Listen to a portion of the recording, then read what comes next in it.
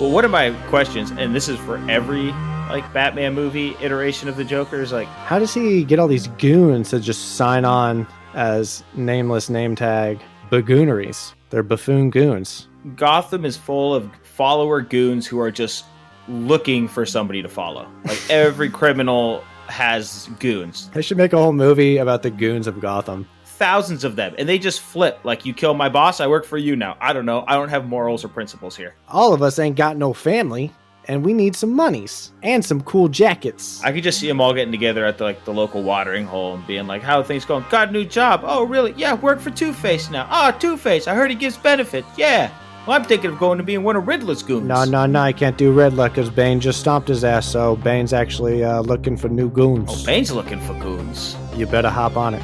I heard he gives hazard pay. Like, I don't know who these goons are, and there's just vacuum. Endless. Because, like, they keep dying, and then there's just more goons. Honestly, I think there's more goons than citizens in Gotham. Goonigans.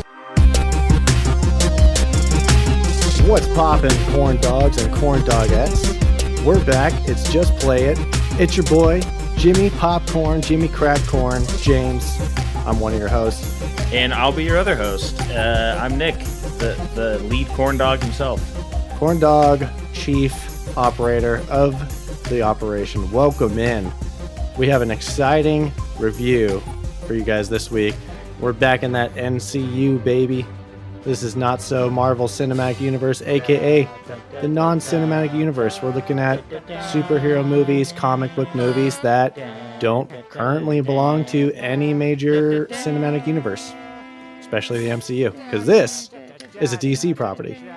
Now, I know what you're going to say. So for... yeah, I know.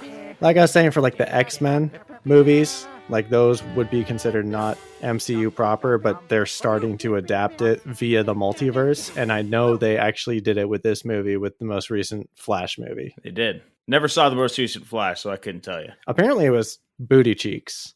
Yeah, and their lead star is a kind of a piece of shit. So, that's what you get. Yeah, that is the product that you will get when you have that quality of a human being. It didn't help that DC came out before the film released, and they were like, we're resetting the DC universe. And everybody's like, okay, but this is movies coming out, right? Yeah. DC universe movies coming out?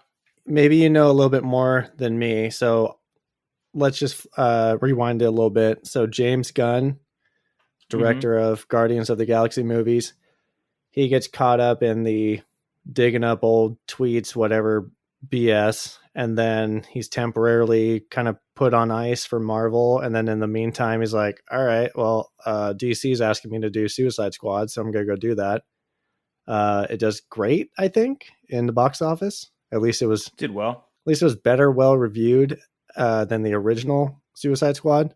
And then I think just after that, DC's like, yeah, no, we're going to offer. It's basically like, hey, interim coach for football team, we're offering you the head coach position, or in this case, maybe the general manager position. So that happened. So I don't know where they are in the timeline of releasing movies, because they have this whole Zack Snyder verse, which is the DCEU, and then the Flash movie still has DCEU guys like Ben Affleck and what's his face, Superman. Oh, Cavill? Yeah, Henry Cavill, Wonder Woman. And then they're like, oh, we're going to reboot it. So it was the Flash movie part of the end of the DCEU, or was this supposed to be a jumping point, or is it like a bridge of both, like the resetting, start fresh, here's James Gunn's DCU versus Zack Snyder's DCEU? So I'll try to make this brief, but do it. Well, first off, DC and Warner Brothers really screwed up with the Snyderverse, because as a lot of people know, Zack Snyder had a family emergency, so he was not able to finish his version of the Justice League, and they handed it over to Joss Whedon. Not a Joss Whedon fan. It's not Josh Whedon either. For people at home, it is a douchey name named Joss. Joss. So I believe he came out of the Buffy the Vampire Slayer world of things, and then all of a sudden he is handed the helm of directing the, I believe, first two Avengers movies. I know he did the first one. I think he did Age of Ultron as well. And then it came out later that he was just a piece of garbage. person. Yeah. He destroyed the Zack Snyder vision of the Justice League and what the DCEU was going to be. Eventually, there was a huge internet push to finish the Snyder Cut, because the Snyder version of Justice League was much longer, better, more involved. Was like, wow. I think it was like 4 days long, right? It was a very long. It had like it was supposed to be, right? Like Zack Snyder had this vision, and I think Zack Snyder's a great film mind. And so the Snyder Cut was great. Joss Whedon butchered it. And after that Justice League came out, they couldn't really build on it anymore. There was this whole plan to expand it out. And once that theatrical version of Justice League came out, people were like, I'm not going to invest in this. Have you seen the Joss Whedon butcher job and the Snyder Cut? Yeah. Can you tell me just like very quickly, what's the main difference and why do people hate the theatrical version? And was the Snyder Cut actually good? Did it live up to the hype? For me, being a fan of DC comics and DC characters, I believe that the Snyder Cut did live up to it. It's just longer. So what you had, it was a very ambitious endeavor opposed to what Marvel did, which was before you come out with the Avengers, you do an introductory movie for everybody. That was my biggest issue with Justice League. I was like, what the hell? Dude, they're just hopping on the Marvel train. They're like, oh, the Avengers did really well. We got to do a team up movie. And they just like raw dog all these characters, and they have no introduction movies. Yeah. There's no hype to build up. So the Snyder Cut, the reason it is so long is because it basically has all of their build up in the movie. They're trying to shortcut it and have like origin stories in the movie. I don't know if 4-hour movie is a shortcut, but yeah. As opposed to introducing them with their own movies. Right. And they did introduce a lot of these movies in Batman vs. Superman, Dawn of Justice. Ugh. I did not like that. Did you like that? I thought it was decent. I had no issues with it. I thought it was bad. Is there a reason? First off, I mean, I don't want to get on too much of a tangent, but just from what I can remember, the power set is just super imbalanced to begin with. They overcome their differences because they have the same mother's name. Oh, yeah, that was trash. You're letting him kill Martha! Why did you say that name? Save Martha! Why did you say that name? Why did you say that name? It's his mother's name! It's his mother's name. That was a trash deal. And I think it was just like too quick of a reboot. I think that's why people initially rejected the Andrew Garfield Spider-Man movies, because they're like, we're coming off Toby, and all of a sudden you're just shoving Andrew Garfield down our throats because we're coming off Dark Knight. And then all of a sudden it's like Ben Affleck's Bruce Wayne. And we just want to cash in on the big box office collaboration movies, Batman vs. Superman. I just thought it wasn't that good from what I can remember. I've only seen it once. The power imbalance, that's just something that's what makes Batman so cool, in my opinion. That's why I'm such a big Batman fan. But the Snyderverse actually supposed to start with Man of Steel, with that first Superman movie. And then Warner Brothers delayed the Dawn of Justice movie. Obviously, the Justice League movie got delayed with the switch over to Joss Whedon. So it didn't feel continuous. You and I both know Zack Snyder's really good at, like, he wants to build a universe, right? He wants it to be, he lays out these, it's similar to James Gunn, right? Like James Gunn's like, yeah, we have all these plans. Like, here's the 10-year roadmap of how we're going to build the universe. Yeah, that's what happens when you like come out with a movie, then you have to wait 4 years for the next movie. Then you got to wait another 3 years for the next movie. And then that last one sucks. It's like, yeah, you can't do anything with it. And the problem with Joss Whedon's version was he trying to copycat the Avengers Marvel crowd pleaser family fun formula, whereas Zack Snyder was a little bit more dark and edgy, or what? No, he just cut the movie down. He's like, nobody wants a 4-hour movie, so we're going to cut it down to 2 hours. And then you're like, okay, well then we lost all of the ground setting. Not to mention DC also has a character, Darkseid, who is basically the Thanos, who was supposed to get introduced in Zack Snyder's Justice League as like the big bad, right? Like they were fighting like the Loki version, and there's the big bad, and Joss Whedon never introduced the big bad in there, so it felt like a standalone movie. You like the movie finished, and you're like, okay, now what? Like, is there a continuation of this? Like, it wasn't built forward The Zack Snyder actually, like, it even set up the next potential movie. It set up the next Justice League movie, which obviously is now no longer.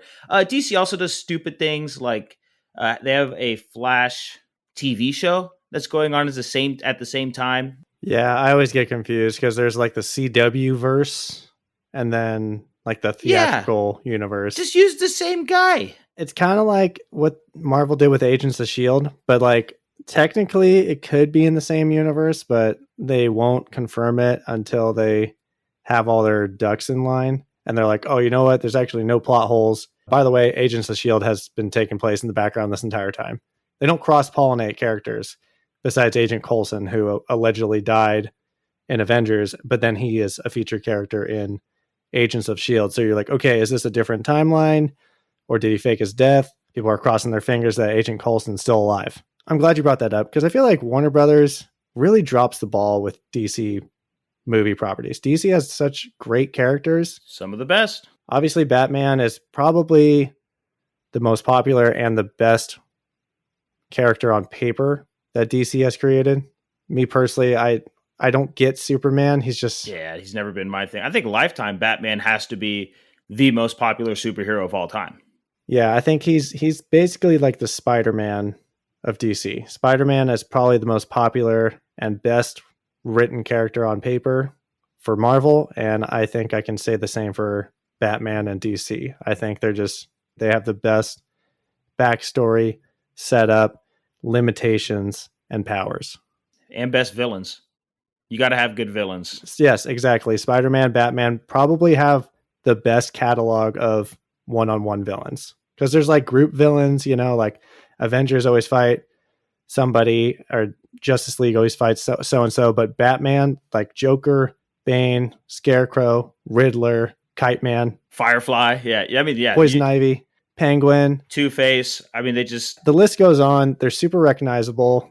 The Joker is probably like one of the best villains ever, depending on its treatment. Looking at you, Jared Leto. And same thing for Spider-Man. He's got a huge catalog of villains who are iconic, but I probably would give the edge to DC and Batman for more recognizable villains. Don't even get me started the fact that we have a Robert Pattinson Batman and a Ben Affleck Batman going on at the same time. Oh yeah, I forgot about that. See, and that's the other thing. So they kind of reboot Spider-Man, albeit they do it one at a time. Whereas DC is just like, they got this guy Flash, they got criminal Flash in real life, criminal Flash, Robert Pattinson. They have Ben Affleck, and then they also kind of like hopped on the multiverse train and said, oh, you know what? We're going to do like our version of the multiverse with the Flash movie, get all these different Batmans. Michael Keaton's Batman shows up in the Flash movie. I think it's a good transition to jump into what we're actually talking about this week, which is Batman 1989, directed by Tim Burton, starring Michael Keaton, Jack Nicholson, and Kim Basinger. Basinger or Basinger? Family Guy did this bit once. Basinger? Mr. Griffin, I'm not quite sure how to say this. Kim Basinger? Basinger? Huh. I've never figured it out. My girl Kim B is in the house. Let's say that. You have something in parentheses for the budget, aka the cruel rule. The cruel rule. Which is checking our sources. So a lot of sources say that this had a $35 million budget, but did you find reports of 48? Yeah, so the report is like it was given a $35 million budget, and then through production, it ballooned a little bit to 48, just as things piled up, sets, things, nothing's ever what you budget for. And so there were reports that it went up to 48 million. Got it. Well, that didn't matter because this thing had a box office worldwide gross of $411 million. Something went right. Now that we've laid the groundwork, now that we've kind of vented about our frustrations with the treatment of DC properties in cinema and in TV shows, let's talk about one. Let's do it. You want to read this log line for us? I'd love to. The Dark Knight of Gotham City begins his war on crime, with his first major enemy being Jack Napier, a criminal who becomes the clownishly homicidal Joker. Clownishly homicidal. I love it. Okay, well, we got ourselves a classic Batman caper. Let's hit up some plot talk. Oh, plot talk. Plot talk. We open on Gotham, and we can see it's, you can start to see Tim Burton's style here. It's a little darker, a little grittier. We see a family trying to hail a cab. It's a mom and a dad and a son. And immediately I'm thinking to myself, okay, we're seeing Bruce Wayne's origin story here, right? It's a very common origin story. But instead, it's not them, because he calls the kid like Huey or something. And I'm like, no, okay, that's not Bruce. And they go down this dark alley, and you're already starting to hear this legend of Batman. Criminals are talking to each other, and they're like, have you heard about this bat? Like, he leaves people at the scene. There's no blood. This is a very common thing in the Batman universe, like criminals being superstitious, and like Batman being this like legend larger than just a person. And so you could also tell, like, oh, he's pretty new to Gotham at this point, because no one really knows about the Batman. They're like, this bat creature thing, like he's really half bat. Like, we don't know what's going on. But this family goes down the alleyway, and sure enough, they get mugged. And as the muggers are getting away, who stops them? Bruce Wayne. I mean, Batman. I don't know his name yet. Just Batman. The Bat. So you're like, okay. So like right off the bat, okay, Batman is right there. Right off the bat. Haha. It's going to be a lot of puns. You know, right off the bat, we're there, and you're like, okay, so Batman basically stopped. Well, he didn't stop it, actually, but he just beat the shit out of these guys who already committed the crime. That's called crime and punishment. The whole Batman doesn't kill people, that I don't think that applies to this Batman. That must have come a little later on. Because this Batman... Oh, does he not kill people? The Christopher Nolan version of Batman, the newer versions of Batman, he's very big on not killing. Yet again, another similarity to Peter Parker. If I kill somebody, I'm just as bad as he's like, I'm just a criminal, but I don't kill. That's kind of the difference between him and the Joker is he believes in law and order, and Joker believes in chaos. And if you kill people, you just succumb to the chaos. That's his philosophy. But we'll see this Batman. Maybe Michael Keaton's is a problem. It seems to be that way. We do get the famous "Who are you?" and he says, "I'm Batman." I just want to shout this guy out. This is Christopher Fairbank. He's made an appearance on the Just Play It podcast before. He was one of the scientists in The Fifth Element, and he plays the thrift shop, pawn shop alien in Guardians of the Galaxy, and also he was in Andor, one of those 3-episode arcs. Super OG actor. This is the thug that Michael Keaton is holding up by the coat and saying, "I'm Batman." So just shout out Christopher Fairbank. He ran into Batman. When you said you thought it was the origin story of Bruce Wayne and his parents dying in an alleyway, I thought the same thing. I famously have subtitles on when I watch movies for this podcast, and the dad said, like, "Keep up, Jimmy." So I thought, oh, is this a young Commissioner Gordon? But no, it's just some randos. Just some randos. I thought it because it was old-timey. Like, what time period is this? Is this like the 50s, the 60s? The cars look like they're 70s. Yeah. But like the way people talk and all the guys are in, that's a very like Mad Men vibes. Mm-hmm. Is this supposed to be like lost in time, or are we supposed to be in a specific era of United States history? Or is it just aesthetically just like lost in time? It's just like, it's not, time's not a thing. It's just the style. It's just Gotham. I think it's just a stylistic thing, because the rest of the movie is not that style. Well, the characters are, I mean, I'm pretty sure we're going to run into a couple of them now who are very like, meh, see, meh, meh, meh, meh, meh. And then they have like the little detective hats, and the reporters got like, hey, you got any big scoops? Oh, blue. Just 80s journalists in New York, I guess. Gotham. It's New York. So we are introduced to our next two characters. This is Alexander Knox and Vicky Vale. So Alexander Knox is played by Robert Wool. Cruel. And then Vicky Vale, who is a very common reporter in the Batman universe, is played by Kim Basinger. The Bassness. They're talking in their newspaper office, and they're talking about this Batman. Like, right? It's like all the town could talk about. They're like, this Batman. And then it comes up that there's just this fundraiser being thrown by Bruce Wayne. So nice and convenient. Boom, baby. Like, I wasn't invited. Like, we should go. Well, they both go. And they're both trying to, like, figured out. There's a lot of like people gambling. It's like a who's who, a big soiree, police commissioners, Gordon's there, Lieutenant Gordon, who doesn't play a big part in this movie. Just spoiler alert. He's kind of a nobody in this film. And it seems like he doesn't operate with Batman at all in this movie. Whereas I'm used to, I'm going to ask you a lot of questions because you are the Batman fan between the two of us. Curious overall, and then this one specifically, how accurate is it to the comics? And I know maybe there's so many different comic lines where they change stuff up, but for the most part, it seems like Commissioner Jim Gordon was very much partners with Batman. And this could very much be a precursor to that because they do give him the bat signal by the end of the movie. Yeah. But like, it seems like Commissioner Gordon, whenever someone brings up Batman, he's like, oh, taboo. Like, let's not talk about this. Keep it under wraps. Yeah, it's hard. Commissioner Gordon is like his contact inside the Gotham PD. And that's pretty much always been the case. Not in this movie for whatever reason, unless it was just kind of origin story-esque. So this movie really starts out Batman as we know him today. Like the animated show that came, like the really famous Batman animated show, what came out because of the popularity of this movie.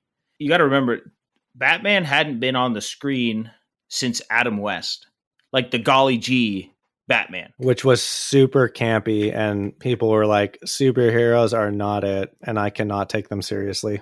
Yeah, so like that. Robin, give me the shark repellent. Gee golly willikers, Batman. To the Batmobile. My Speedo's too tight. Evil!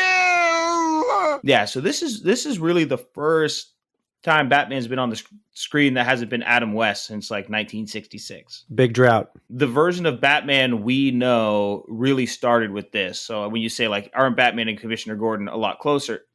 They are now. Even in the Adam West Batman, like that was always like who his bat phone went to. I could say if it's correct to the comic or not, but like as far as like what we've seen portrayed with Jim Gordon and Batman, hard to say. But we'll go back to this fundraiser party. So our two reporters slip away and they're kind of snooping around, and Bruce Wayne comes up, surprises them. Turns out like he's just a nice guy.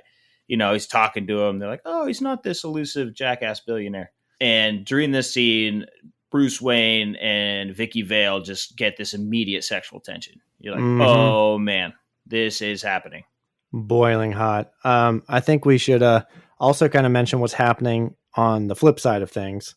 We are introduced to Jack Nicholson, who plays Jack Napier, which I believe is the actual name for the Joker, although the most recent Joker movie, his name was Arthur. Nobody knows. Oh, is it a thing? It's a whole thing. There's been like 5-10 different comic iterations, and every one of them has a different origin story.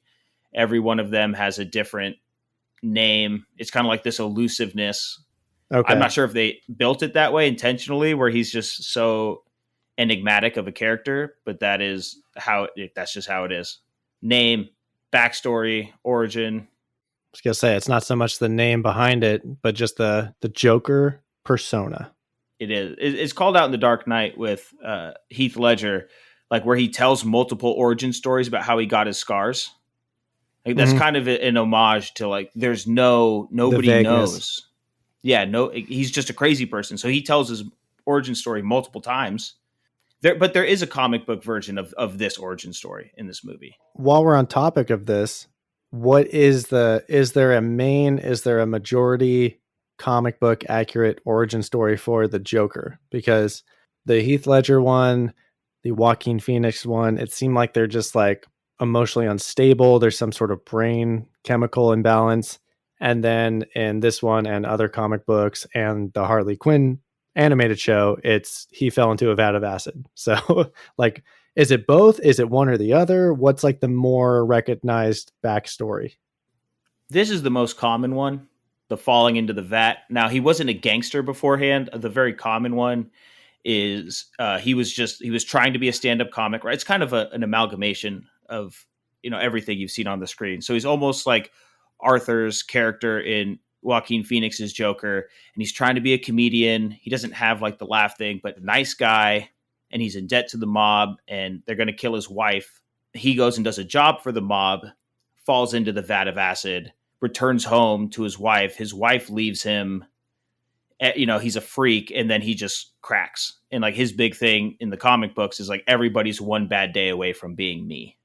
And that's why he wants to like prove to the world that if he creates enough chaos, he'll create a million Jokers. Because as long as he can give everybody that one snapping moment, then everybody's as bad as him. Yeah, but in this one, Jack Nicholson is a gangster. He is. Playing Jack Napier. He is pre-Joker at the beginning of this movie.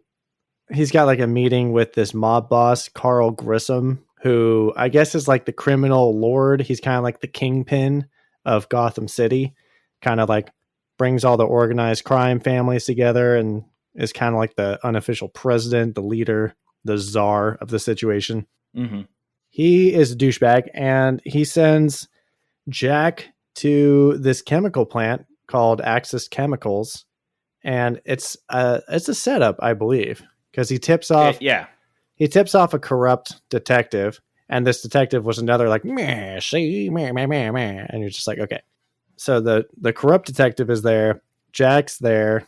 The corrupt detective brings like a squad of, I think they're just like neutral police officers, but they're gonna bust Jack at the chemical plant. Bruce is informed about this at the soiree auction party fundraiser thing from his butler Alfred, of course. And he has cameras all over the house. Very clunky cameras, like not very hidden. Like by today's standards, you'd be like, well, there's a camera in that corner. He's got to bat up and head on over to the chemical plant. Meanwhile, Jack is just causing chaos. He's just turning wheels, releasing so much liquid pulling chemical. Levers, hitting buttons, just whatever he can do. Just having a heyday here, releasing chemical chaos. Guess what? Batman, he shows up. He's here to assist in the situation. Okay, yeah, Commissioner Gordon shows up. He has like some other squad of cops, and he's like, why didn't Eckerd, that's his name. He's like, why didn't Eckerd tell me about this? And they're like, I don't know. And it's because we know he's working with the mob.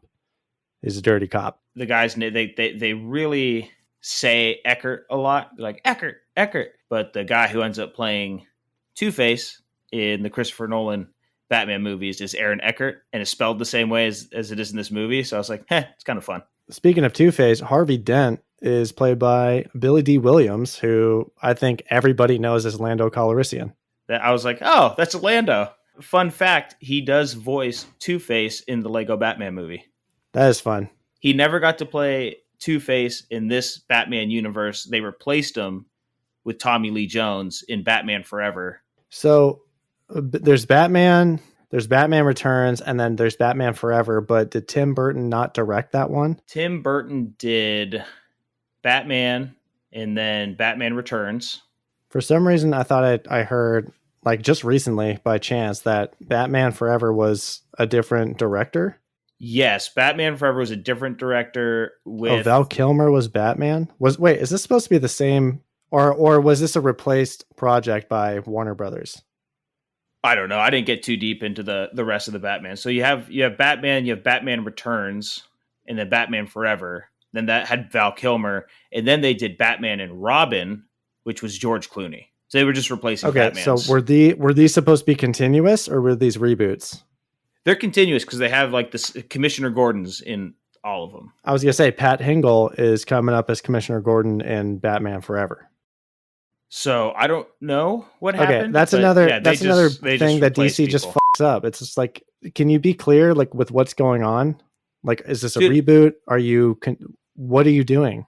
It's just so annoying. From Batman to from Batman Begins to The Dark Knight, they replaced Rachel Dawes, just different actress. I mean, was that for like a logistical reason? I think it was like a contract dispute. And they were like, "Fuck it." I mean that's fine. That happens. But if you have like completely different characters playing Batman, just start over. It's not even the same director. Go from a black Harvey Dent to a white Harvey Dent. You can't just Michael Jackson the Dentness, in my opinion. All right. Tim Burton said he never wanted to have Two-Face as part of his universe, so he just was like, "Yeah, I'll have a black Harvey Dent. I don't care. He's not going to be Two-Face." And even if he was, who cares? I'm with you, buddy. Interesting. All right. Well, that's the confusing saga of Batman in cinema. I gotta say something about Batman's costume. Michael Keaton can't turn his head, in that thing? No. He's like going, he's like moving his entire. Whenever he looks up, he like when he looks up, that back. is so funny. He's just tilts all the way back. The cowl looks great. The mobility apparently is ass. He also said he had zero hearing in that. They didn't really put ear holes in it. So he was like, yeah, when I was on set, I couldn't hear anything. It looked very like Play-Doh-y, like very much hardened resin. Yeah. So I get that. We also learned that it's bulletproof because he wears multiple bullets in this film. It's just that's some thick ass Play-Doh. Can we actually go back to the first time we see Batman with his costume, talking about his costume, when he goes after those muggers and he just walks towards them with his cape really high in the air? Did you see that? Yeah. He just like slowly approaches them with his arms lifted up and his cape. I don't know if that's like to keep the mystery of the bat or something, but it was hilarious. I'm like, why are your hands in the sky as you're approaching these muggers? He's treating them like they're mountain lions. Gotta appear bigger than you are. Yeah, and whenever he takes a bullet, it's like hitting a bat, like an NPC in a video game. He has to lay down for about 10 seconds, and then he can get right back up. So that's the rules of his body armor. Getting his ass beat. All right, we're still in this chemical plant, and Batman and Jack, they have a little square off. One of the other thugs gets Commissioner Gordon and like has him, has a gun to his head, and he says like Batman, like let him let Jack go, or the commissioner gets it. Batman lets him go, but then kind of disappears when Jack looks away, and eventually they get into a tussle, and Jack slips off of the railing, and he's holding on, and Batman's trying to save him. But eventually Jack falls into this big chemical vat of like green goo, and Batman has no remorse over this. He's just like, well, it's another chemical drop. Lost another one. But as you can imagine, Napier survives this. During the fight, like a piece of like a glass gauge broke due to pressure, and the glass flew up and like hit his lips, hit his cheeks. That kind of gives him like the Joker-y, smile. That's what happened? That happened? Yeah, you didn't see that? No. That makes more sense because I just thought the vat of acid gave him that smile and the white skin color, and that was the only defects. And I was like, that's weird. Yeah, there's like a chemical plant, right? So he's like causing chaos, hitting the levers, and there's like when those gauges go like they burst, yeah, and then it burst, and the glass flew and hit him in the mouth. And I think that's actually what caused him to like stumble over the side, if I'm not mistaken. Napier does survive, but he's disfigured, so he has the white, the Joker white skin, the green hair, green nails. Now, so did the acid turn his hair green? Right? Yeah, he didn't color it. No, okay, did not. Because he shows up later with like his original skin tone. I was like, wait, is he putting on white makeup or did he put on his skin tone makeup? But then there is a literal scene later where he is seen putting on his OG skin tone. So I was like, okay, he got turned into an albino with green hair, and he has to put on makeup to appear like a regular person. Exactly. He visits this like cut rate black market doctor, and the doctor's like, I did my best, but he still is fucked up, and his face is white and his hair is green, and he has this permanent grin from the way it healed. And so he sees himself in a mirror, and it just drives him insane. He was already kind of a crazy person as a mobster, loose cannon, just off the rails kind of guy. No, I thought he kind of turned into a maniac a little bit too quickly, though. I was confused when I first saw him. I was like, wow, he's very articulate. He's a gangster. I was writing down, I was like, is this how the Joker is supposed to be before his accident? But apparently there's so many different iterations of that character that I guess who knows. But I thought he kind of snapped into insanity a little too quickly. It was pretty fast. He starts laughing maniacally as he sees himself in the mirror, and then just kind of like waltzes on out. And then that's his persona the rest of the movie. He's just like a eccentric, whimsical, psychotic person. Whereas before he was just kind of like a sleazebag thug. So there's two thoughts on this. One, he was a sleazebag thug, but you could always kind of tell he was kind of a crazy sociopath. Like even his interactions with that one girl that he was the mob boss's mistress who he was messing around with. And she was, she was like, you're handsome. And he just looks and he goes, no one, like, kind of hits her with like who asked you? He just walks away. Like he's very kind of dissociative. He like does find a lot of joy in hurting people. he does create, there is this chemical that he creates that people basically laugh themselves to death with. And so the theory is, well, some of the chemical that he fell into in the vat altered his brain and gave him some of like, just threw his whole brain chemistry off. And if that's the case, they should have explained it a little more. I do agree, because it just seems like it's like, okay, he's disfigured and now he's a madman. He's a madman mentally and also physically, because he has a whole transformation. He's now dressing up in more purple suits, incorporating some green, some orange in there. Now, he's not coloring his skin and hair, but that's got to be lipstick, right? Right? Oh, big time. Yeah. He's putting on lipstick. Yeah. He's embracing it all. So he's lipsticking. Meanwhile, Vicky and Bruce, they kind of get to know each other. They kind of have a little something going on there. They have like a little drunk hookup. Oh, they bang. Yeah, they bang. First night, one night stand. I don't know why they were interested in Bruce Wayne to begin with, the reporters. Yeah. What were they trying to get the scoop on? It doesn't really say anything. So her thing was she was like a photographer. And so she went and photographed a genocide that happened somewhere.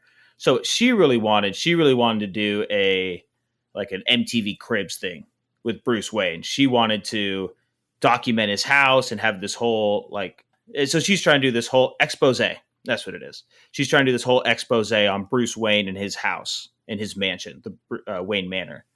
At least that's the loose reason that we're given. Because she asked him, like, oh, can I come after they sleep together? She's like, can I come back tomorrow or later this evening to do a shoot? And then he's like, oh, evenings are not good for me. I can't explain why. I'm Batman. So Napier, now Joker, kills mob boss Grissom, all of his associates, and basically is like, I'm in charge of the operation now. Can we just give some props to Joker's production value? He's already got branded goons. He's got goons with the jacket with a Joker mascot headshot and in like cartoon form. The purple hat. Later on, there's a whole Joker helicopter. I'm like, this guy is like on it. He is all about branding. Well, one of my questions, and this is for every like Batman movie iteration of the Joker, is like, where's he have all this money? He has so much money. How does he get all these goons to just sign on? Gotham is full of follower goons who are just looking for somebody to follow. Honestly, I think there's more goons than citizens, because like they keep dying and then there's just more goons. But Joker does end up, he kills Grissom. He is the new mob boss. And we actually do get a similar Dark Knight style scene where he brings all the organized family heads together and basically says, hey, I'm your new boss. And then someone basically rejects that notion, and then he gets fried to death with some sort of like buzzer when they say like, hey, put her there. And you have like this shock buzzer thing in your hand. It's like that, except somehow it incinerates you from the inside out. It's like an electric chair. It's like 50,000 volts. It's a Porta electric chair. Going back and watching this, I don't think I've watched this since the last time I watched The Dark Knight. You could really see where like The Dark Knight and even Heath Ledger took a lot from Jack Nicholson's Joker. A lot of the mannerisms, kind of the way he's creepy around people, like just kind of in your face, kind of dissociative, kind of like pauses between words. Obviously not as goofy as Jack Nicholson is, which I actually really like his portrayal of the Joker. Like he's just an insane person. Mm-hmm. Everything, like, there's no rhyme or reason to anything. It's just all insanity. But you could really see where they take a lot of inspiration from this portrayal of the Joker. And like you said, even like some of the scenes where he's meeting with other mob bosses, right? Where you're watching it and you're like, oh, like Christopher Nolan watched this movie, saw this scene and goes like, we're having a version of this. Because this is a very powerful Joker basically taking over the underworld. Just thinking I could do something with this. And then Joker just starts his tirade now. So he starts terrorizing Gotham. He's lacing hygiene products with something he's calling Smilex. I'm sure Tilex did not like this movie. Son of a bitch. So as stated before, it's a deadly chemical that causes victims to die laughing. And people get these things delivered. And okay, remember when anthrax was a big deal in this country? Like post 9/11? Is it not still a big deal? I guess not. I feel like not as much as it was, but like when that was a big deal, if you got a package that wasn't addressed to you and it's from like a sketchy place, like you were like, I'm not opening this. And I feel like that's how Gotham should have been. Like, it should have been like immediate recalls, like, whoa, hey, no hygiene products. We're gonna no hygiene for a month until we figure out.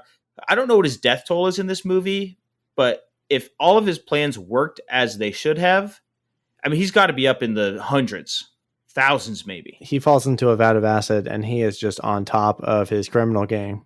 He's got jackets. He's got goons up the wahoo. Not only is he producing merch for his goons, he's also producing commercials, like production value commercials for his hygiene products. He knows how to take over the broadcast system. I'm like, this guy either is a genius or he has the best team in the world who can make anything happen. He is just a problem. But Batman is going to figure that out. And he actually does. He does figure out that it is the hygiene products, but it's certain combinations, like no shampoo and hairspray, no deodorant, and this. Now, Nick, another Batman question, side note. I always hear all the time, Batman, aka the greatest detective in the world. His origin story, as we see later in this movie, his parents got shot in an alleyway, and it seems like he dedicates his life to fighting crime from there on out. That's the gist of it, at least how they present it in this movie.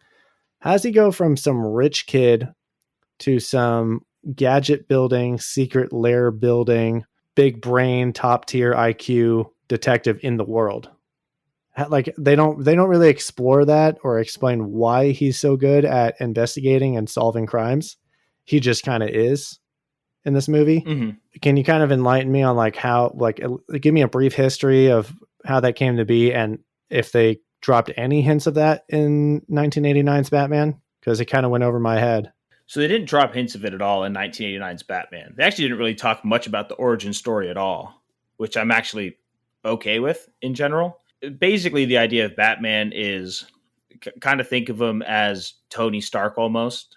Like, he is just born smarter than everybody. Like, his IQ is just that much bigger, and then the gadgets are due to all the money. What you're saying is he's built different.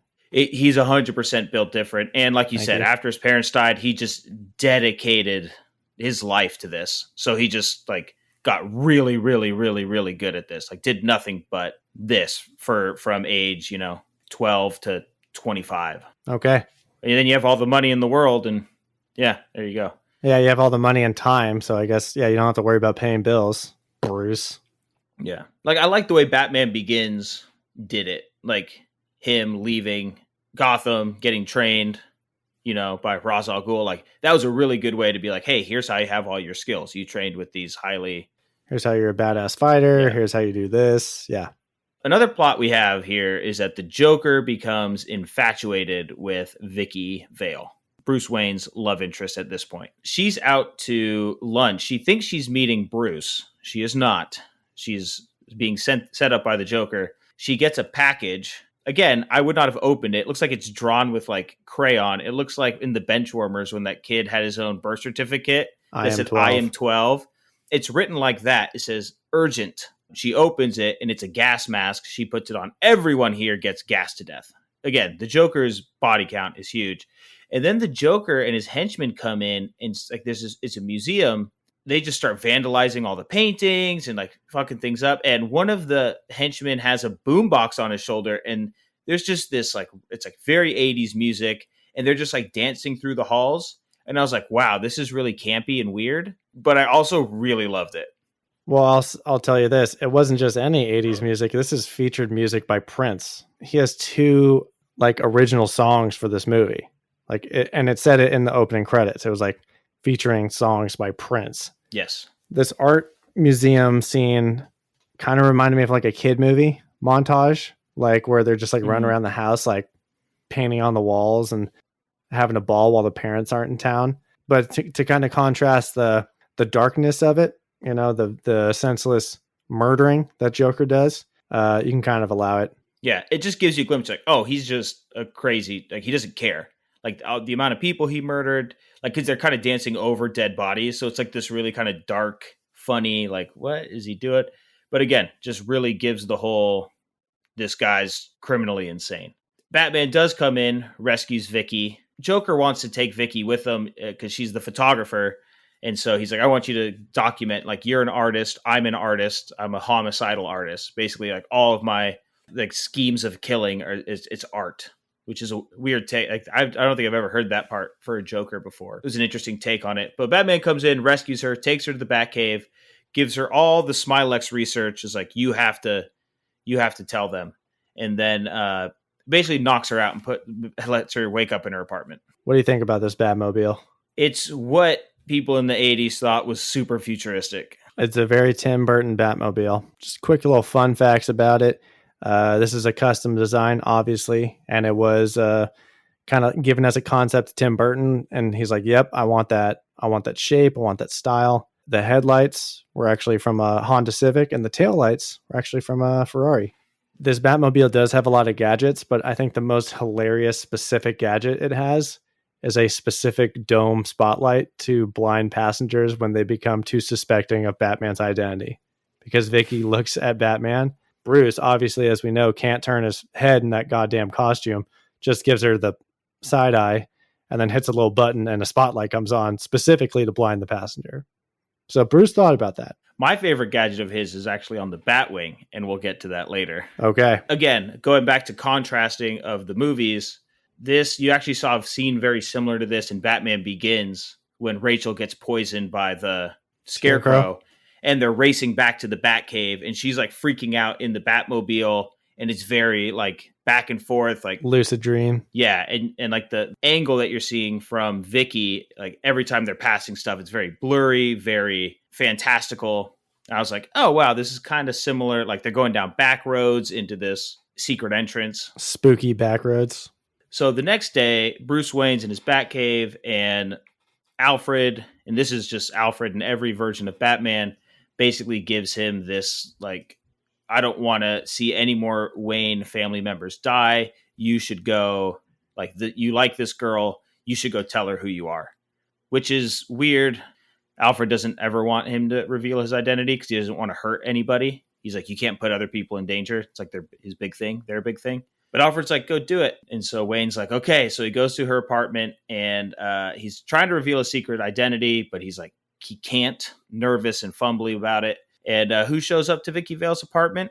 Creepy ass Joker who's simping for Kim Bassness, Vicky Vale. Kimmy B. Of course, accompanied by goons. You got to have your goons. His right-hand man, I believe, is Bob. It's not Fresno Bob. This is Gotham Bob. Well, hold on. It could.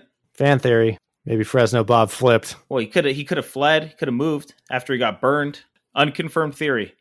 Eventually, Joker pulls a gun on Bruce, and then Bruce does this thing where he like tries to out crazy the Joker. He's like, "You want to dance?" He like grabs like a fire poker and like smashes a vase. And you're just like, "Whoa!"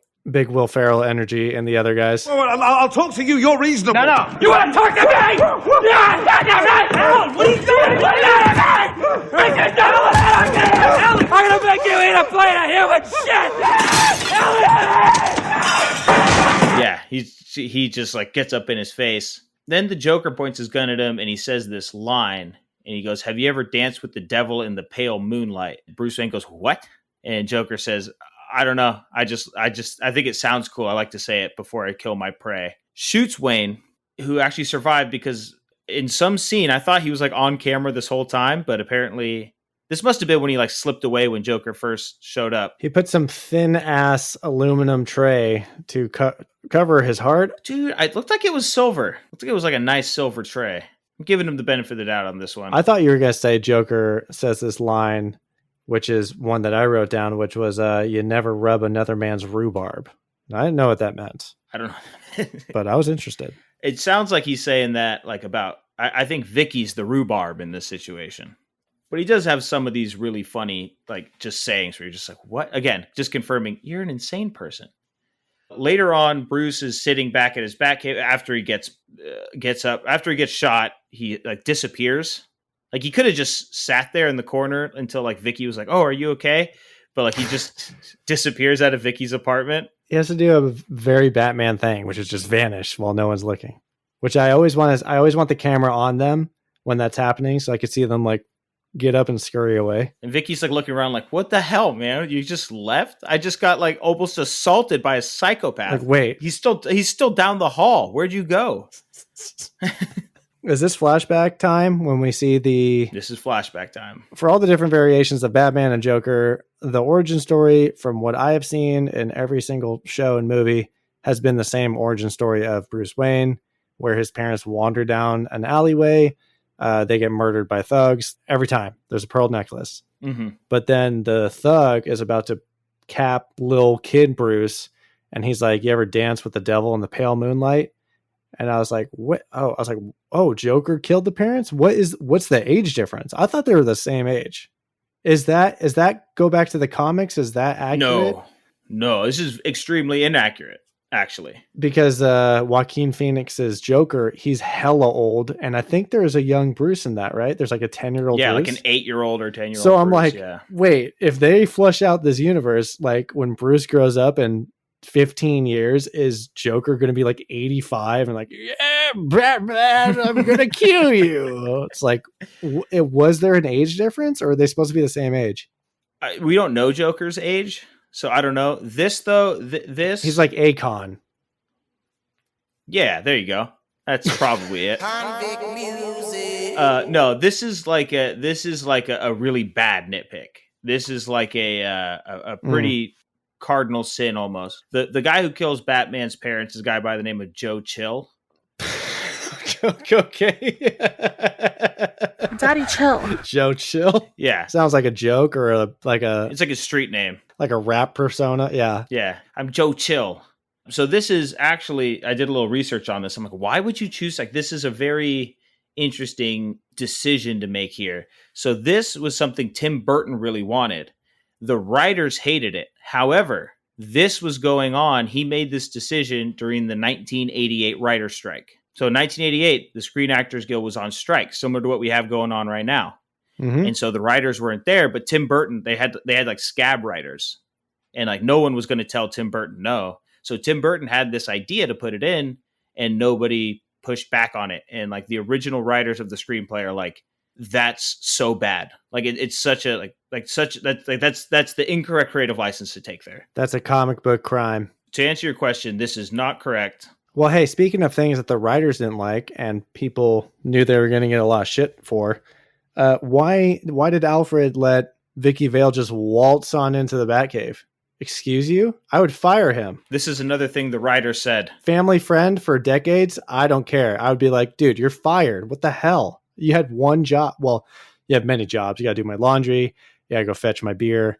You got to wash the Batmobile. But dude, you got a big job. Don't let anybody into the Batcave. So this is the other big no that was caught by comic book fans and even the writers after the fact. You know, listening to what Tim Burton said after filming, he's an interesting director. I'm not going to say he's great. I'm sure he's great in his own way. He's never always been my cup of tea, but I recognize that he's very good at what he does. I have a film school word for you that you can use to help you out with this. The word you're looking for is auteur, which is, I think, a French word. But basically it just means there's a director who has such a significant flavor that you can tell it's a Tim Burton movie.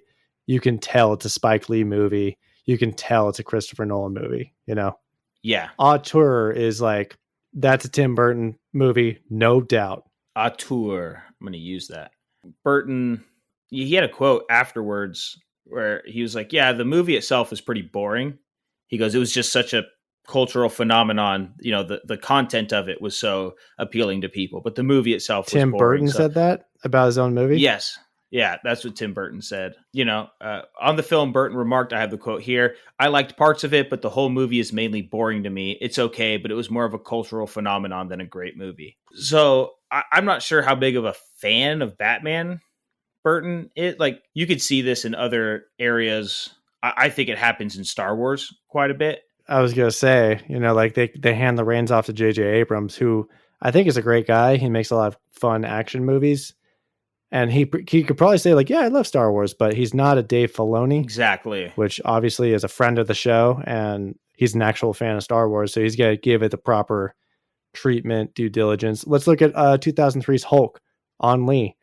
Not necessarily a Marvel fan. He just had his own take on the story, but sometimes you just don't want someone's own take on the story. You want a fan in the room. Right. So if you're there and you're a director and you're like, but this would be good from a storytelling standpoint. There needs to be someone in the room who says, that's fine, but the story's already written.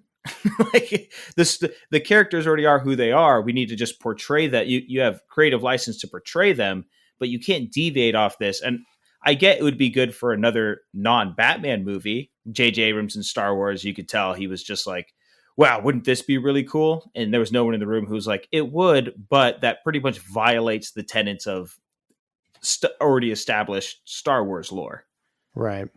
So yeah, Alfred brings Vicky to the Batcave, and... Can I say this? There doesn't always need to be a love story. Like, did you feel like this was like the obligated love story they shoehorned into this movie? And is that Batman's thing? No, Batman is like the constantly unavailable person. Like, fighting crime is his life. That's why I thought it was so weird, because he's like, oh, like, I love you so much. And it's just like, the couples are going to like this. It's like, no, just give me the bat. Yeah, he's never been able to commit to anybody because he's Batman. Like Gotham needs him, and he can't have any distractions. And so, like, that's always been his, like, that's his story, right? He's unavailable. I definitely feel like they shoehorned this in. Volcano. That was like another one that felt a little bit forced. It's like, you guys don't have to fall in love. It's okay if you guys just kind of team up against a common enemy. Like, we don't need you to have a romantic relationship over the Fifth Element was like the worst on that. They're like, oh, it's actually that was a like love story. That was like the linchpin of the plot. It's like, what? That was like that. That whole entire plot was hanging on the love story, which is why I didn't think it was a good movie. They're like, oh, I need love. It's like, no, you want to bang this chick. You don't love her. And then Vicky does this thing to Batman, which multiple people have done to Batman when they find out he's Batman. And I hate this, is that they're like, you don't have to do this. It's like, bitch, I have saved your life from this psychopath like 3 times. Like, if I'm not doing it, who's going to do it? What are you talking about? I've been doing this. What do you mean I don't have to do this? Yeah, if I wasn't doing this, you would be dead. A lot more people would be dead. Vicky's be crazy. So he's like, I got to do this. Sorry. And she's like, why? He's like, because I'm the only one who can. You're like, all right. Because I'm Batman. I'm glad, that's the one good thing about Batman. He like never compromises. He's like, I don't care. I don't care if you're hot and you love me, Kimmy B. I got to go be who I am. So Batman goes, he destroys the Axis chemical plant. Where Joker first fell into the chemicals, he then started using that to create the Smilex. Don't know why that plant wasn't shut down. I mean, it was contaminated with the human body. Gotham. But back when he was Jack Napier, he like effed it all up. With levers and everything. Also, those cops were like shooting bullets willy freaking nilly in that chem plant, like no regard for hitting. They never shut down operation. No, they're just like, let's just start shooting up guns. We're gonna release liquid chemicals, and oh, by the way, we're not gonna shut it down. Crime scene be damned. This little like plot string that's been going on through the movie it's like the 200th anniversary of Gotham. It's like their 200th anniversary, and so there's going to be this big parade. But the city officials are like, we can't have this parade. We can't ensure safety. There's a madman on the loose. Like, there's a lot of dead people already. Lot of dead people. Like, you should all probably stay inside and not come to this giant gathering. But the Joker, again, with all his infinite money and resources, splices into that video feed. Again, he is on it with broadcasting and getting like cameraman. Got an AV guy. Emily pointed out something hilarious in the scene, because they do this thing multiple times where there's a live feed and then there's that second monitor which shows camera B, but it's not necessarily live to the audience. So when Joker takes over, he's on the right side of the screen, and the mayor and everyone else is on the left screen, and they look over to the right as if like they can see the other TV screen. It was like a Brady Bunch moment, If Batman was in that scene, he'd have to go. Yeah. For the people at home, Nick is turning his spinning chair right now 90 degrees to the right to try and look at it. So Joker's like, hey, we can't not have a parade. I love parades. I'm the crazy Joker. He goes, so come on out. I'm gonna distribute $20 million throughout the course of the parade. He's just gonna like make it rain $20 million. The parade starts, and it's like the Rose Bowl parade. There's like a giant Joker balloon. This is another needle drop for a Prince song, by the way. This is Prince song number 2. Actually, number 3. Oh, really? Where's the song that plays in the opening? The Prince song is playing there as well. I wouldn't have known that unless I looked it up. It's not like I like recognized it. I just saw they're like, here's the Prince credits. I was like, He's all over this movie, and this is a very featured. Would you song say he in has this his parade. Prince all over this movie? You joker. While we're talking about music, though, could we also say that the scores are all some Danny Elfman joints? And we love some Danny Elfman. Danny Elfman on the track, who also famously did Hulk. Mm-hmm. I gotta say, the Hulk theme song is pretty iconic. Hulk movie, pretty trash cans. He's done a lot of like superhero, just a lot of scores. I think it's like the third or fourth time we've had Danny Elfman be the composer on a movie we've reviewed. So we're not gonna go down his laundry list of credits, but would you call him a top 5 Hollywood composer all time? Okay, so there's John Williams, Alan Silvestri. Yep. Mm-hmm. I'm not like a Hans Zimmer guy. He's very like it's like he's auteur. Michael Giacchino. yeah, I got you. Nice callback. Michael Giacchino, I like him a lot. I think Danny Elfman would be top 5. Yeah, right? Like he's got to be.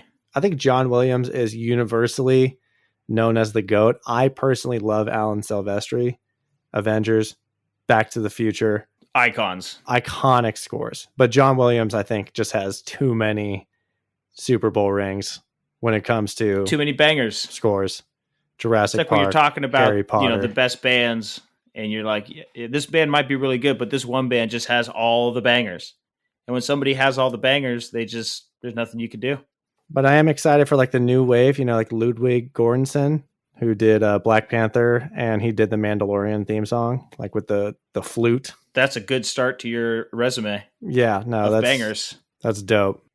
You got to have the recognizables. The auteur. You got to have those signature sounds. Like it's something no one else is doing. Like when you hear a John Williams joint, you're like, you get this like wave of like nostalgic running through your veins and just like start levitating out of your chair a little bit. But yeah, I call Danny Elfman top 5 for show. I would too. So Joker's float, surprise, turns out to be a trap. And Smilex. Basically this Smilex gas. So like he never changes his MO. It's just constantly this gas that kills people. So as giant parade balloons just start dropping gas, everyone's rushing for the money. They're just dropping dead. But Batman comes up in the Batwing, which is basically a plane, like a mini jet. It doesn't look that big, actually. It's a private jet version of the Batmobile. Yeah. Now, he needs to get rid of these balloons. So when I mentioned that this is my favorite gadget, he basically has these scissors on the front, which basically look like the grand opening of a store scissors. Those giant, like, oversized scissors that, like, the mayor comes and opens up the new candy shop with. Little snippers. And I can't think of any other reason to have this gadget on your Batwing other than this exact situation. So it cuts the strings, but it also holds on to them. So it doesn't cut them and set them loose. He does drag them to a safe distance. True. And so he takes them away, but Joker shoots down the Batwing. With a skinny pencil dick long barrel revolver. Takes down the entire Batwing. One shot. The actual Batmobile can take a lot of bullets. The Batwing, not so much. Yeah, Batman outfit, the Batmobile, hella bullets. Batwing, one lucky bullet hit, done. I think it like lands and explodes. It's a fiery ball. Just to go back to the Christopher Nolan getting inspired, there was that whole come on, hit me.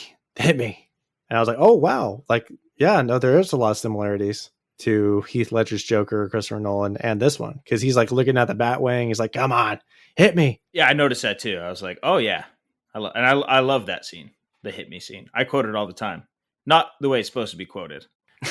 So the Batwing crashes in front of a cathedral, and the Joker takes Vicky hostage. Batman pursues the Joker, and then eventually, like, there's this brawl with the goons.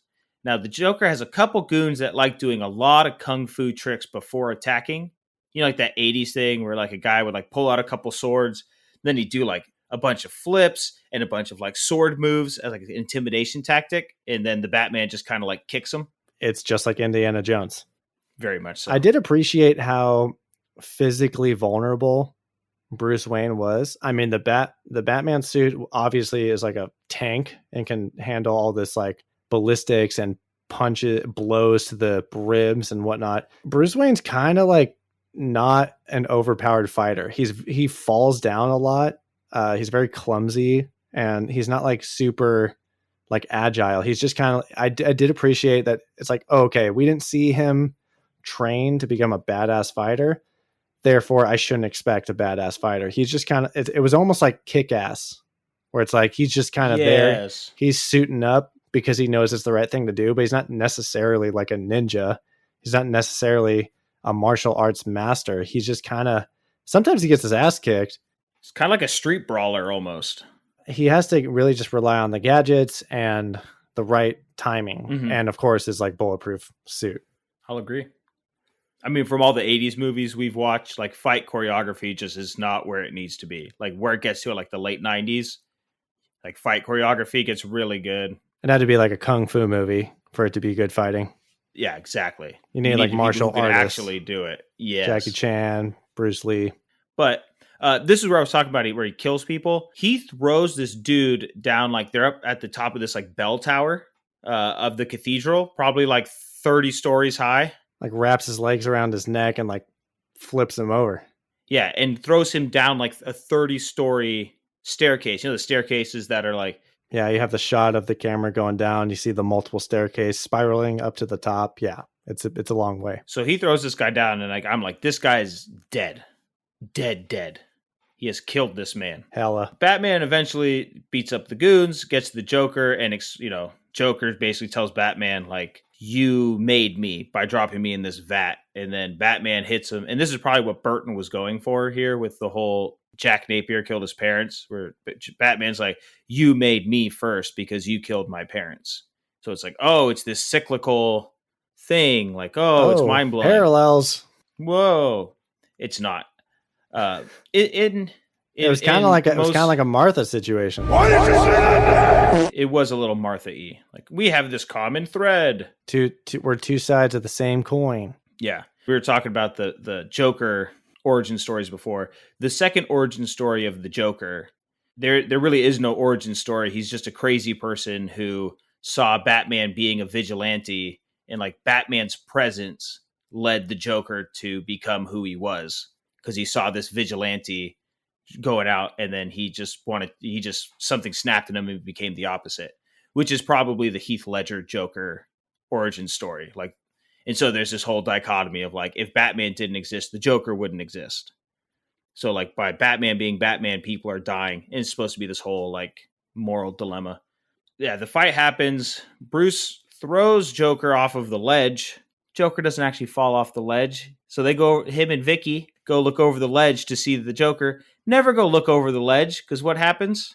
Joker nabs them, which was unexpected because he got thrown over this fenced rooftop, and he clearly exits the rooftop at a 45-degree angle. But then we see he is standing on a 6-inch ledge, which he would have to make an exit of a straight down fall. But whatever, it's all good. He could have grabbed that like gargoyle statue or something. I don't know. We'll let this one slide. We'll let it slide, but yeah, don't look over the edge, because he's going to nab you and then pull a little switcheroo and throw you over the cliff. And then now you're hanging by a thread. Now, at this point, Batman and Vicky V are hanging on, and Vicky is an idiot because she reaches for Joker's hand. He's like, take my hand. It's like, this guy's a bad guy. He's got tricks up his sleeve, literally fake hand up his sleeve. And she's like, oh, and she's about to fall. It's all good. Batman's there. He catches her. Vicky has some finger strength in this scene, because she's holding on for a solid like 4 minutes just by her fingers onto this ledge. You're like, wow. Yeah, they're hanging on to this ledge for a long time. And I'm thinking, Batman, how many freaking gadgets do you have? Can you take care of the situation immediately? Why are you hanging on for dear life, pretending like you can't do anything? Hit him with a batarang. Hit him with the grapple. Put the grapple on the building to ensure that you have a safety net, and you can throw Vicky to safety. It's like there was a lot of like unnecessary suspense here. Yeah, we find out he does have a grapple, and he uses it in an odd way. He actually has 2 grapples. He has 2 grapples. Okay, well, go ahead and break it down. Yeah, I was thinking the same thing. I'm like, you have to have something here, dude. But the Joker has a helicopter coming to pick him up. Again, his goons have a helicopter. with their branded hats. It was branded to match the jackets. It had the Joker mascot head on it, naturally. And they throw this ladder down for the Joker to jump onto. And the Joker, instead of finishing the job with Batman and Vicky, he's like, Which I'm going to make my escape. Finish him off, man. They always leave him hanging. They always leave him like, oh, you should die. I'm not going to hang around. Joker had no problem icing maybe Fresno Bob, but his right-hand man, Bob, he just shoots Bob. Yeah. Because something didn't go according to plan, but he won't do that to Batman. Doesn't want to kill Batman. Also, why don't people aim for Batman's chin when they have a gun? Obviously, the suit is bulletproof, but his face is exposed. You shoot him in the eye, shoot him in the mouth. Yeah, very vulnerable part of your anatomy. I also wondered during things like the parade scene, the Joker's clearly killed this many people. He's public enemy number one. He needs to be taken down. And he's out there on a parade float with his arms in the air, no protection. And I'm like, you're telling me there's not like one SWAT sniper has an eye on this and could just take him out? What are we doing? Yeah, there's no way they think like all the cops, like Commissioner Gordon, the good ones think, oh yeah, he's an all right guy. Yeah, this guy's clearly a. Yeah, I was like, okay. You know what the cops should do? The cops should make their own like mascot of like I'm the Copinator, and then the Copinator can kill the Joker, and then by default would absorb all the goons, aka brand new police cadets. Like, I follow the Copinator, I follow the PD. Hey, that's me. I'm a goon. Copinator. This would be Police Academy 8 or whatever it would be. Goon City. I've seen a lot worse ideas in comic book movies, James. I think you're onto something. Let's go. James Gordon, Jim Gordon, Commish, Colonel Pop. There's something there, bitch. Okay. So the Joker's making his getaway on the ladder, but the Joker copter. Au contraire, because Batman shoots the grapple around his ankle, and then it ties itself to one of those gargoyle statues. The helicopter starts flying away. The gargoyle statue breaks off, tied to Joker's leg. He cannot hang on to the ladder and just falls to his death from 300 feet. That was like a skyscraper cathedral. Yeah, once you get over like 50 feet, it's guaranteed.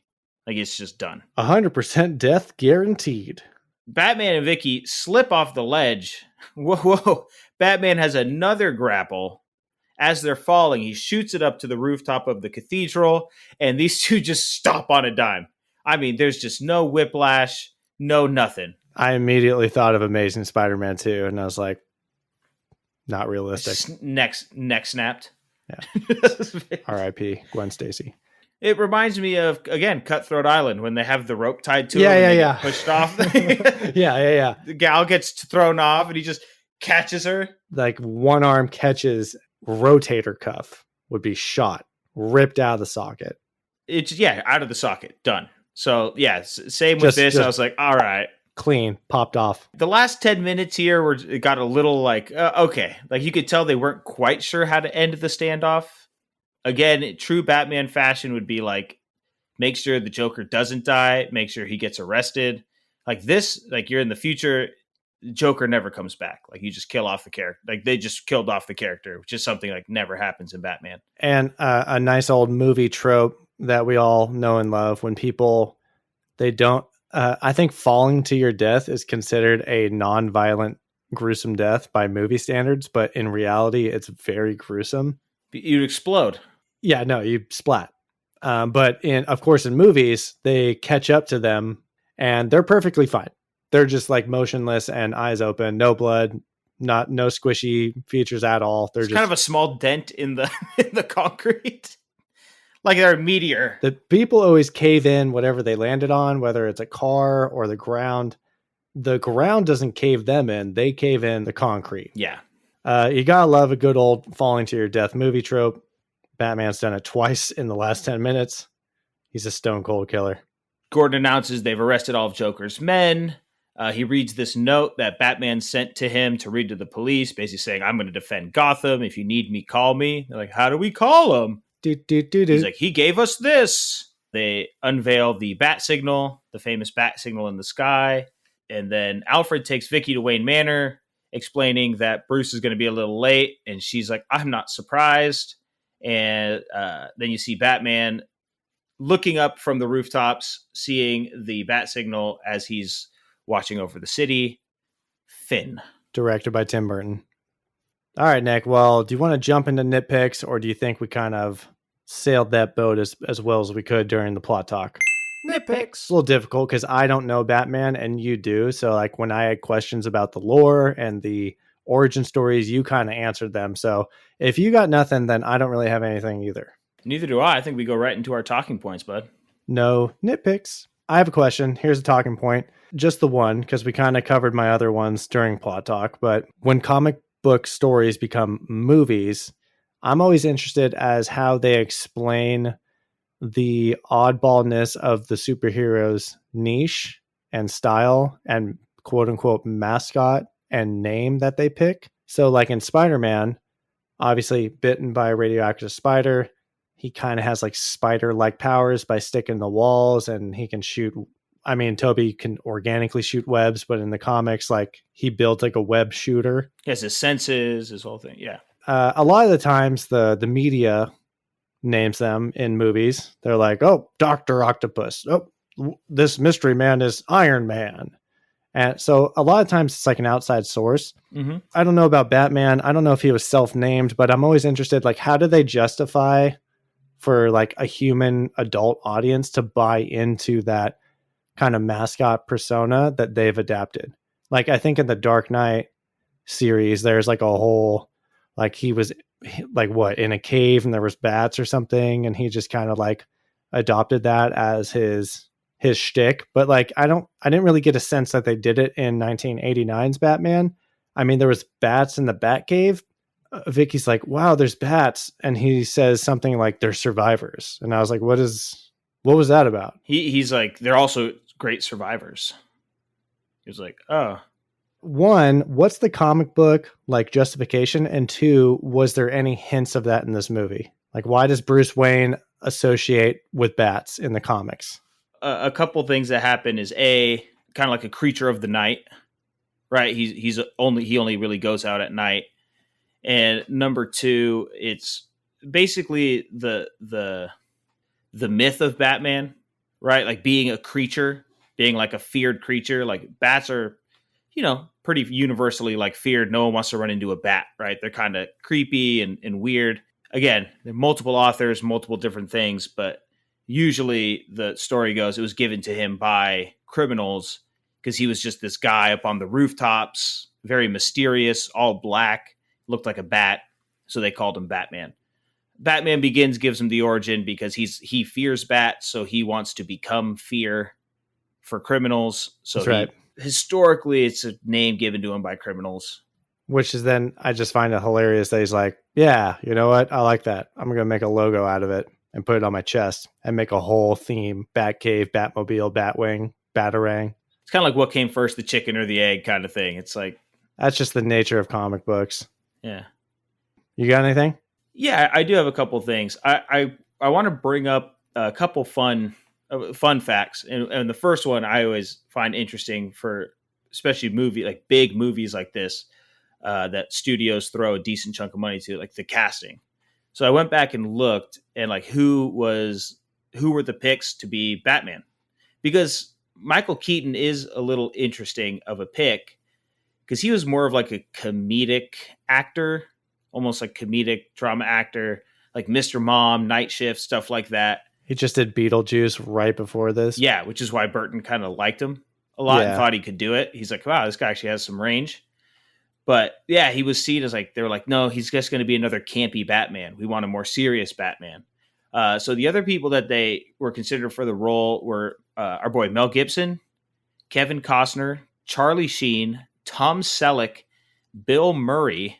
You think Michael Keaton's a little too comedic, and then you're going to go out and say like, hey, what about Bill Murray? Harrison Ford and Dennis Quaid. They also approached Pierce Brosnan, and Burton was interested in an unknown actor at the time named Willem Dafoe. You gotta be shitting me. I'm reading through these, and I'm like trying to picture. It's like you go out. There's a thing going out right around the internet right now, which is the original voice of Shrek, which was Chris Farley. before he passed away and was placed by Michael Myers. And you're like, wow, this sounds weird. He could have never done it. And it's crazy how our brains associate that. Like once we see somebody in a role, like anybody else other than Robert Downey Jr.'s Iron Man would feel blasphemous now. But if our first taste of Iron Man was maybe Chris Pratt, we would be like, wow, could you imagine Robert Downey Jr. as Iron Man? That'd be ridiculous, right? We just really become associated with things. I think the hardest one to imagine it being a different actor is Steve Carell's Michael Scott in The Office. That's like a thing you cannot rip off from people. It's like there's no way anyone would be Michael Scott, but they would. They would just be a different Michael Scott. So like I'm trying to sit here, I'm trying to imagine Charlie Sheen as actually I could see Charlie Sheen as Batman. That wouldn't have been the worst Batman. Harrison Ford as Batman, weird. I could see it. Mel Gibson would have been an interesting one. Willem Dafoe. Okay, so out of all those names, I can see it besides Willem Dafoe. And we had this conversation a couple weeks ago. And Bill Murray. Yeah, no, that's no. I have a hard time with Bill Murray. We had this conversation a couple weeks ago when we talked about Big Fat Liar and who was up for the role of Marty Wolf, and it was also Willem Dafoe, and we thought that'd be way too... Talk about a unique guy, a unique style, unique acting style. That's Willem Dafoe. He has to be... Actor. I don't know if I'm using it correctly. But yeah, I mean, fans were so mad that there were 50,000 protest letters sent to Warner Bros. Offices saying, do not cast Keaton. Do not cast Keaton. But I'll say, I thought he did well. And then for the Joker, people were they were considering Tim Curry. I could see it. David Bowie. I could see it. John Lithgow. I guess I can see it. I could see that. Ray Liotta. I can see it. And James Woods. I can also see it. I think any of those guys could have done it, but Jack, he brought something to it. So that was a good one. That was a good one to pull. One who was closest to being the Joker outside of Jack was Robin Williams. Now that I would love to see. Now we could have seen him in a Batman, but they basically used Robin Williams as bait to sign Jack Nicholson. So when Jack Nicholson hesitated and they said, hey, Robin, would you like it? And he even accepted the roles, and they approached Nicholson again and said, hey, we gave it to Robin Williams. And so Nicholson said, no, mine. We said first, it's me. Cause Nicholson was being like, he has a lot of contract demands. Apparently when he is in a movie, he like creates his own schedule. He decides how many weeks he's going to film. I think for this movie, he's like, it all has to be filmed in a 3-week stretch. I think it ended up going like 100 days actually instead. You know, he doesn't work during home Laker games. And like he has this whole list, but Robin Williams was so offended by it. He was offered to play the Riddler in Batman Forever, a role that ended up going to Jim Carrey. But he refused to be involved in any Warner Brothers productions until they officially apologized to him. Gangster. Damn, it feels good to be a gangster. Yeah, he's like, screw you, man. Real quick, if Robin Williams played the Joker, I think that would go over so well. He, I think, is an actor who can like walk the line. He's very well balanced in the classic comedy versus tragedy. Like he can play the most serious guy and he can play the most hilarious, funny guy. So I think that role would have been made like curated for him. I believe so as well. But at the end of the day, Jack Nicholson's Jack Nicholson. I think he was an excellent Joker. Oh, yeah, I thought he did extremely well. The last thing I'll mention about Jack Nicholson's involvement with the movie is he reduced his fee to act in the movie for a percentage of the profits and merchandising, and he also requested to be the top billed character in the movie. That's in my notes. So my first note when watching this was Jack Nicholson is the first build, which makes sense. You know, he's been acting since the 60s. He's already got Chinatown, One Flew Over the Cuckoo's Nest, and The Shining. He's got all these movies under his belt. He's got clout, so I can see it. I can see all the contract negotiations and the ego. Oh, yeah. I mean, you got to think that once he's announced as the Joker, you're already guaranteed $50 million at the box office. I mean, he's butts in the seats. He's that good. So yeah, he made off really well with that percentage. I think we talked about this with Spawn, like the state of comic book movies at the time, and even like all the way up until 2003's Hulk. But like this really was the standard for superhero movies. And like it's really weird like having like superhero movies being such a genre now to like go back and watch it. Like watching it in the time, like this was huge. Like people were aching to see Batman on the screen that wasn't campy Adam West. Right? Like comic books are big in the 80s, right? Comic books are like that's a huge part of your entertainment.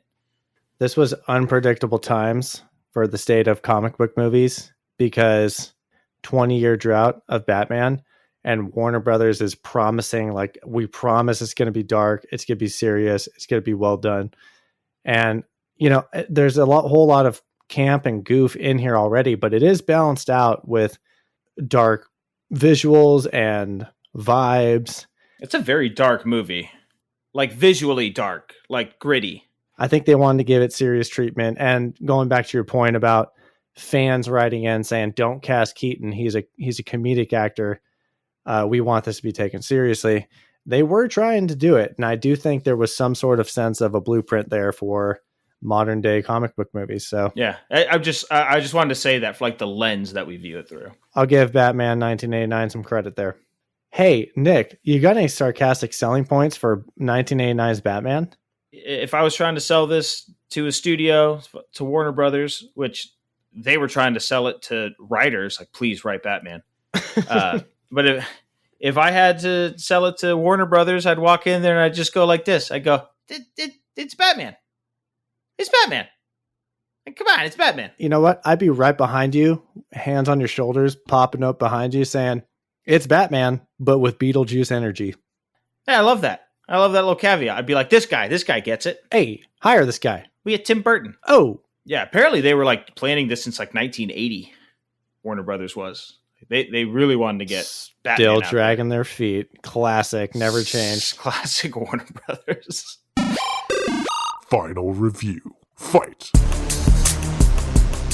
Hey, let's look at what the other guys are saying. I'm going to start this out with the tomato meter, the critic score. 76% of the critics thought that this was a good movie. Thumbs up from them. Audience has it at an 84%.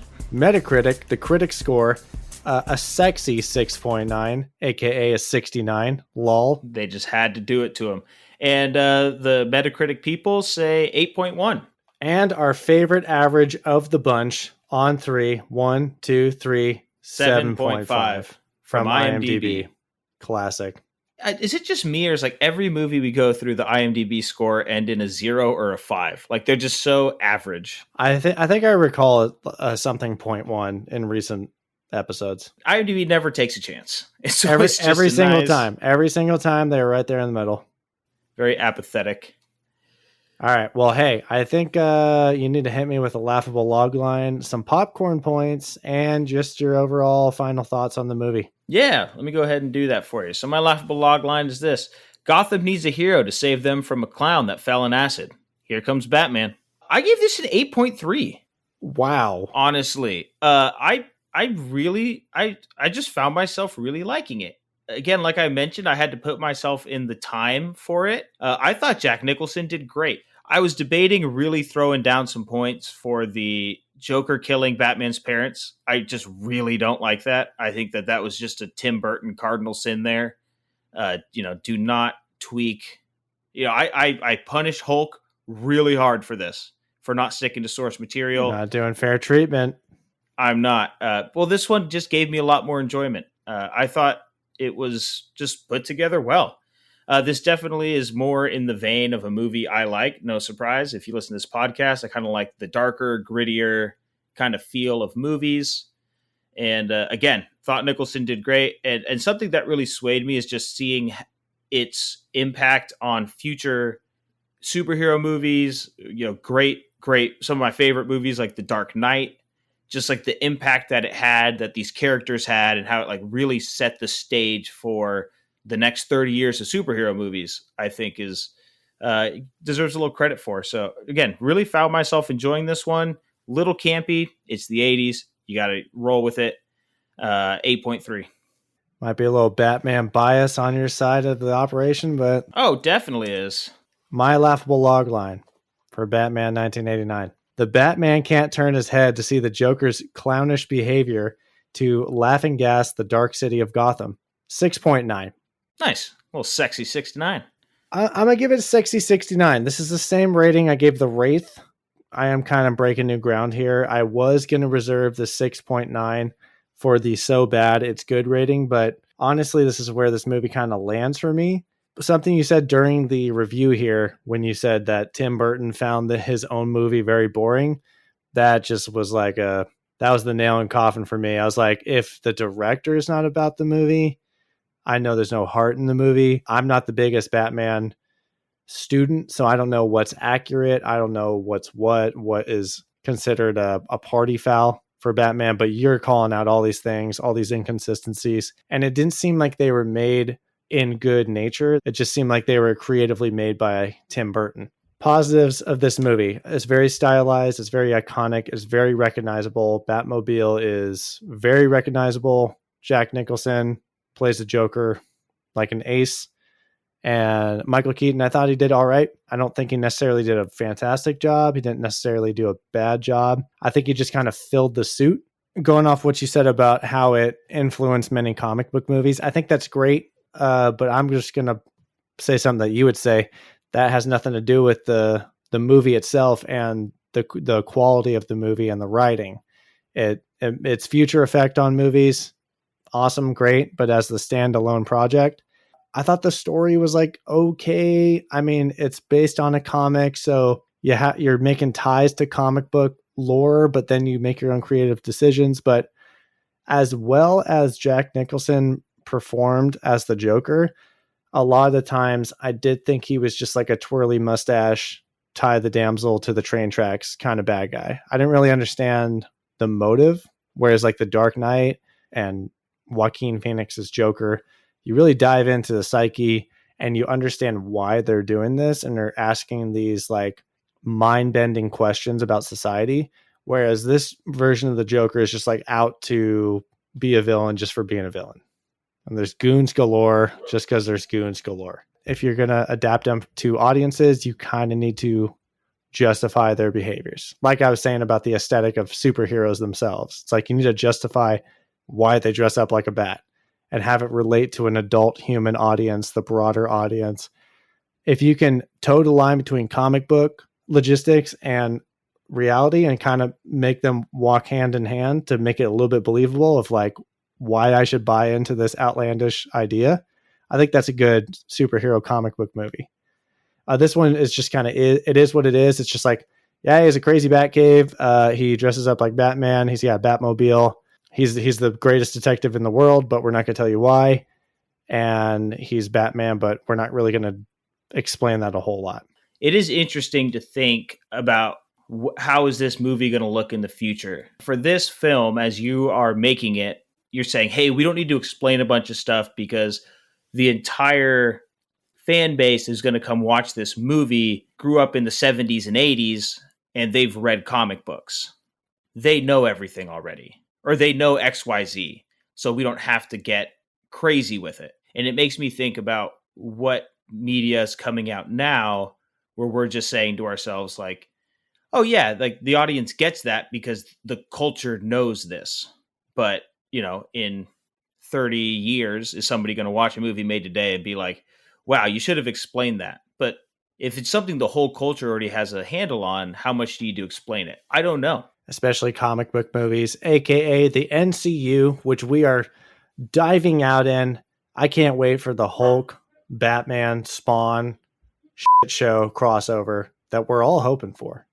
Honestly. Oh, if you want to get into some shit, we should just continue this Tim Burton Batman. I kind of want to. I kind of want to flush out the Batman series. Don't worry, this is not our last adventure with the Bat. We will return, just like the namesake of this movie. Nick, you got anything else for me? I got nothing else for you, bud. All I'll say to our listeners is make sure that you follow us all around social media, Instagram and YouTube. You can find us at Just Play It Podcast, Twitter at Just Play It Pod. If you want to see some promos, maybe get some sneak peeks at what's coming up. Speaking of sneak peeks at what's coming up, James, Next week, we'll be watching a movie that I'd never heard of. I had to look it up, but it's a Tom Hanks comedy. Yeah, I also never heard of it and have never seen it, but I'll say we're just going to kind of dip our toes into spooky season. Spooky season. Last hint, it has Corey Feldman in it as well. You know it's going to be a good rip-roaring 80s time, and that's what we're all about on the Just Play It podcast. Thank you guys so much for listening this week, and we are going to bat wing on out of here. We're going to fly out. We are heading gone. We're zooming in the Batmobile. We're out, bitches. We will see you next week. Keep it classy, corn dogs. And remember, it's Just Play It.